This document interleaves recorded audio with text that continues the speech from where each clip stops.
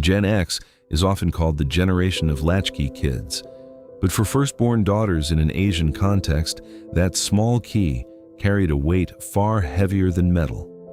It did not just open a front door, it opened a life defined by the sacrifice of self to become a surrogate parent before they even knew childhood. In those quiet hours of solitude, a peculiar maturity was forged. While other children played outside, the firstborn daughter was already managing the silence of an empty home. The flickering images on the screen were her only companions, providing a window into a world of ideal families that felt light years away from her reality. Her routine was a series of adult tasks performed by small hands. Boiling water, preparing the space, and maintaining order became her primary language of love and duty. She learned to read time, not by the hours of play, but by the ticking of the clock that signaled when her parents would finally return from work. There was no fear in her solitude, only a profound sense of responsibility. She was the anchor of a ship that hadn't even come into the harbor yet. That gaze of a child who saw too much, too soon, slowly transforms. The years pass, but the core of that watchful little girl remains hidden within her. Now a woman of the modern world, she still carries the ghost of that key.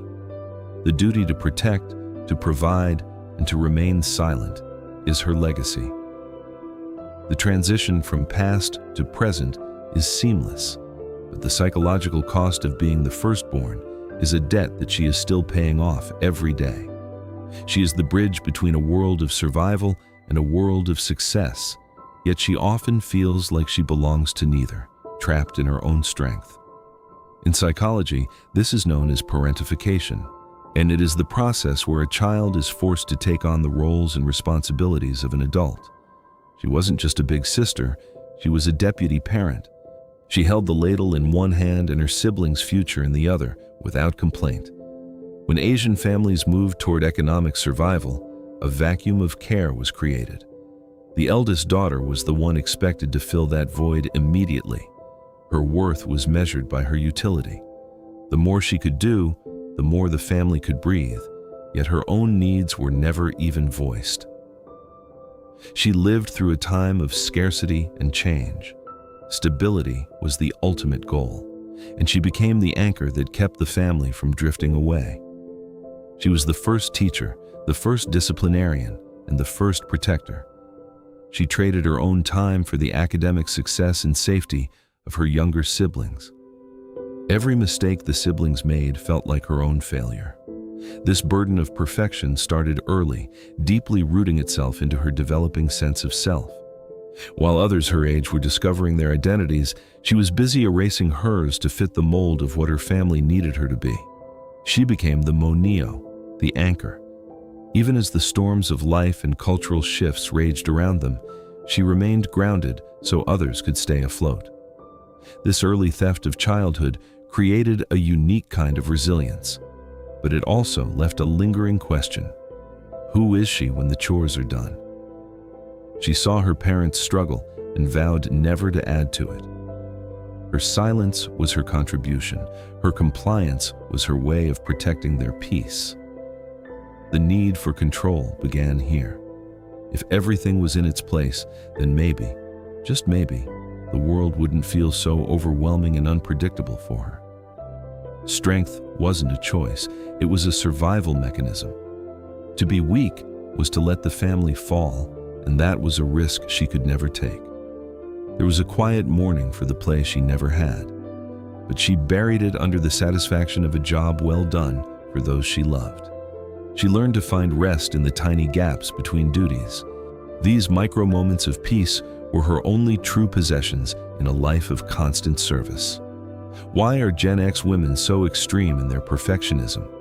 Because as children, their mistakes had direct consequences for their siblings and their parents' emotional state. Perfectionism is not an act of vanity, it is an emotional armor. If everything is flawless, no one can criticize you, and you won't be a burden. A near-perfect score wasn't enough. She feared the disappointment in her parents' eyes more than she valued her own hard work and intelligence. She learned early that her value was tied to her performance.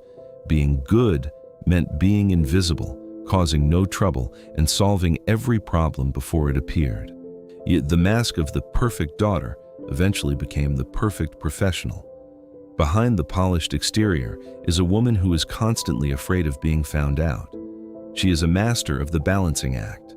Family, career, and household expectations are the balls she juggles, and she refuses to let even one of them fall.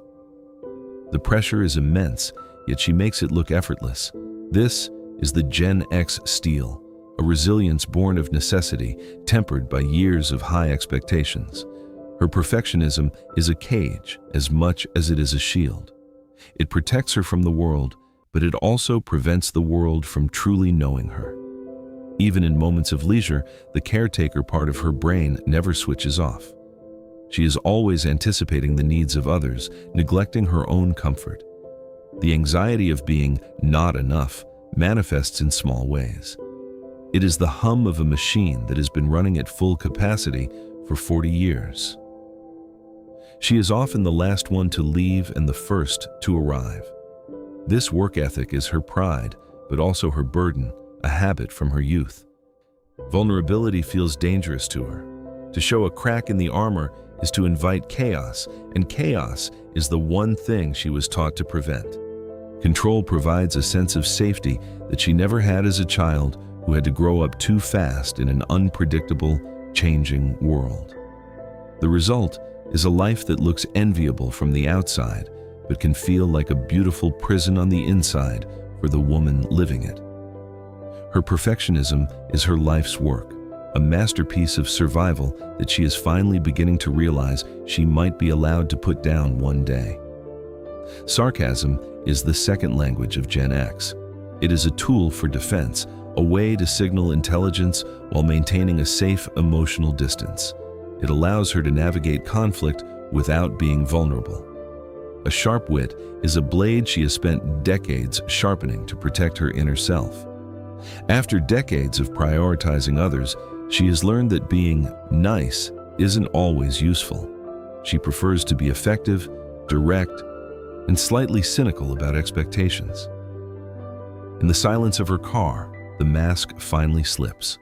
The exhaustion of being the strong one for everyone else finally catches up to her in private. This is her sanctuary. A few minutes where she doesn't have to be a boss, a mother, or a daughter. She can just exist in the quiet. These are her catchphrases. They are the walls she builds to ensure that no one worries about her, because she doesn't know how to receive help. She has become so accustomed to suppressing her own needs that she often forgets she has them. Her emotions are locked in a box, hidden away. The humor she uses is the key to that box. It's a way to acknowledge the pain without having to feel the full weight of it. Dry humor is her coping mechanism. It transforms her struggles into stories, making them easier for her to carry and for others to hear. The world sees a woman who is unshakable.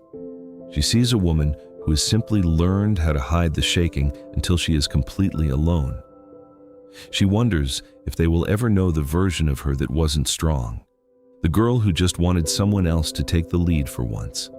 She has spent a lifetime being the person everyone relies on. The isolation of that role is something she accepts as her natural given state. Gen X women are the masters of the lonely crowd. They are surrounded by people who depend on them, yet they often feel completely unseen. The Iron Lady persona is exhausting to maintain, but she doesn't know any other way to be. Her identity is built on this very strength. She is the survivor, the cynic, and the protector. And she will keep moving forward because that is what she was born to do. She is the bridge generation. One side of her is rooted in the traditional values of filial piety and self-sacrifice for the elderly parents. The other side watches her children embrace self-care and boundaries concepts that were completely alien to her when she was their age. She feels the pull of both worlds. She is the transition point between the era of we and the modern era of me. She has had to adapt to more change in a single lifetime than most generations do in a century. It's a constant cultural whiplash. She is the guardian of the old ways while being the facilitator of the new. It is a lonely, high-pressure position that requires immense emotional labor. These symbols represent the rapid evolution she has navigated. She is a traveler through time, carrying the baggage of several different cultural eras. She keeps the traditions alive, often being the only one who remembers how to make the family recipes or maintain the ancestral rites. There is a silent envy, but also a deep pride. She worked so hard precisely so her children wouldn't have to carry the same burdens. Her identity is a mosaic of contradictions. She is the most modern version of a traditional woman and the most traditional version of a modern one. She manages the silence between generations. She translates the needs of her parents to her children and the dreams of her children to her parents. She is the glue of the Asian family. Without her constant effort and sacrifice, the connection between the past and the future might simply snap. The sacrifice of her own identity is the price she pays to keep her family whole. She is a servant of two masters, history and progress. She belongs to both groups, yet stands apart from them. This unique perspective gives her a quiet wisdom that she rarely gets to share. She asks herself, "Who am I when I'm not taking care of someone?" The question remains unanswered, echoing in the quiet spaces of her busy life. The bridge she has built is strong. Now, she must learn that she is also allowed to walk across it and find her own destination. These traits, resilience, control, and duty, have made them some of the most effective leaders in the workplace today. They get things done without excuses. They are the fixers. If there is a problem, the Gen X firstborn daughter has already thought of 3 solutions before anyone else even noticed it. However, their leadership style can sometimes be seen as cold. Their habit of emotional suppression makes it difficult for them to connect on a deeper level. They lead from the front, but they often lead alone. The "I'll do it myself" mentality that saved their families now creates a barrier at work. Her face is a map of her endurance. Each fine line tells a story of a crisis averted, a sibling protected, or a deadline met under pressure. She is finally seeing the person behind the roles. The woman who has carried the weight of the world on her shoulders for 40 long years. It is a smile of resilience. She didn't just survive, she built a life that matters. And she is starting to realize that she is enough. Her legacy is not just in the success of her siblings or her children, but in her own ability to keep standing despite everything she's faced. She is the mountain, but she is also the flower. She has the strength to endure, and finally, she is allowing herself the grace to bloom. She is learning that her value doesn't only come from her productivity. Sometimes, her most important job is simply to be present for herself. The caretaker is taking a rest. The woman is taking her place. It is a slow, beautiful process of reclaiming a life that was postponed. Gently, it's time to return to where it all began.